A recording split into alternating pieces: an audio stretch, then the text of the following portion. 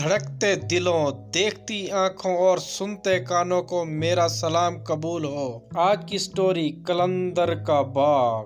ایک شخص جس کا نام قلندر تھا وہ اپنی پیداوار کے 3 حصے کرتا تھا۔ ایک حصہ اپنے کھانے اور بال بچوں کے کھانے کے لیے، ایک اللہ کی راہ میں خرچ کرنے کے لیے نکالتا اور ایک حصہ اپنے باغ کی دیکھ بھال کے لیے رکھتا۔ وہ ہمیشہ ایسا ہی کیا کرتا تھا، اس لیے اس کے کھیت میں اللہ تعالیٰ کی طرف سے بڑی برکت ہوتی اور اس کی کھیتی ہمیشہ سرسبز رہتی۔ اگر کبھی اس کے باغ کو سیراب کرنے کے لیے پانی نہ ہوتا تو بادل کہیں اور برستے اور پانی ندی نالوں سے ہو کر اس کے ہاں آ جاتا۔ ایک مرتبہ کا واقعہ ہے، ایک آدمی جنگل میں سے جا رہا تھا۔ اچانک اس کے کان میں آواز آئی کہ کوئی آدمی بادل سے کہہ رہا تھا کہ جاؤ اور فلاں کے باغ کو سیراب کر دو۔ بادلوں کو حکم دینے والے شخص نے باغ کے مالک کا نام بھی لیا۔ چنانچہ وہ بادل وہاں سے ہٹ کر ایک پتھریلی زمین پر خوب موسلادھار بارش برسائی۔ وہ پانی بہہ کر ایک نہر میں جا پہنچا اور وہ نہر اس آدمی کے باغ میں آتی تھی۔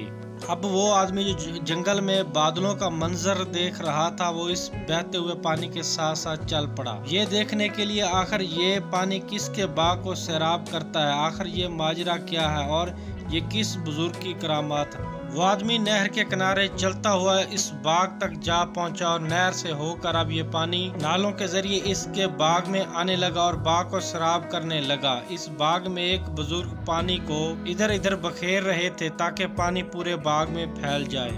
اس راہگیر مسافر نے اسے دریافت کیا کہ اے حضرت، آپ کا نام کیا ہے؟ اس بزرگ نے وہی نام بتایا جو اس مسافر نے بادلوں میں سنا تھا۔ بزرگ نے پوچھا کہ بھائی، آپ میرا نام کیوں دریافت کر رہے ہیں اور آپ مجھ سے کیا کام ہے؟ اس مسافر نے بتایا کہ میں جنگل سے گزر رہا تھا، وہاں میں نے ایک عجب منظر دیکھا کہ کوئی آدمی بادلوں سے کہہ رہا تھا کہ وہ آپ کے باغ کو جا کر سیراب کر دیں، اور اس آدمی نے آپ کا نام بتایا تھا۔ وہ بادل کہیں اور برسا لیکن نہر کے ذریعے پانی آپ کے باغ میں آ پہنچا۔ عجیب و غریب منظر دیکھ کر اس کی حقیقت جاننے کے لیے اس بہتے ہوئے پانی کے ساتھ ساتھ چلتا آیا کہ دیکھوں کہ وہ کیسے بزرگ ہیں جن پر یہ خاص نظر رحمت ہیں۔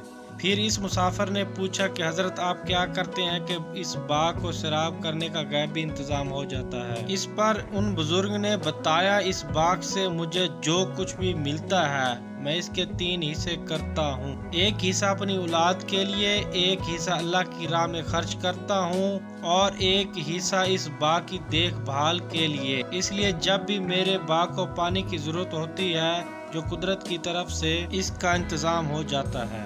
عزیز دوستو، سچ ہے جو اپنی حلال کی کمائی کا کچھ حصہ اللہ کی راہ میں خرچ کرتے ہیں وہ کبھی رائے گاہ نہیں جاتا۔ بے شک اللہ بہترین بدلہ دینے والا ہے۔ کمنٹس میں اپنی قیمتی رائے کا اظہار ضرور کریں اور میرے چینل کو سبسکرائب کریں۔ شکریہ۔